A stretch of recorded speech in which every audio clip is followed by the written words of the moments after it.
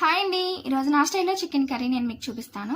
ముందుగా 1/2 kg chicken తీసుకొని అందులో ఉప్పు, కారం, పసుపు, అల్లం వెల్లుల్లి పేస్ట్ వేసి మ్యారినేట్ చేసి పక్కన పెట్టుకోండి. ఇప్పుడు మసాలా పొడి కోసం 4 లవంగాలు, 2 యాలకులు, ధనియాలు, జీలకర్ర, గసగసాలు, చెక్క, నసుపు, చాపత్రి, గసగసాలు వీటిని బాగా ఫ్రై చేసుకొని పొడి చేసి పెట్టుకోండి. ఇప్పుడు 2 పెద్ద సైజు ఆనియన్స్ని తీసుకొని కట్ చేసి ఆయిల్లో బాగా ఫ్రై చేసుకున్న తర్వాత 2 టొమాటోస్ని కూడా కట్ చేసుకొని వేసుకొని బాగా ఫ్రై చేసుకోవాలి.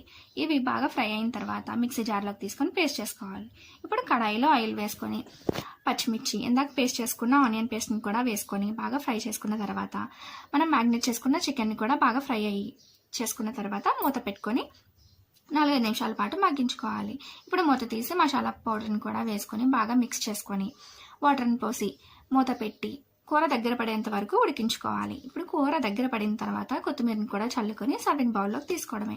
ఎంతో టేస్టీగా ఉండే చికెన్ కర్రీ రెడీ.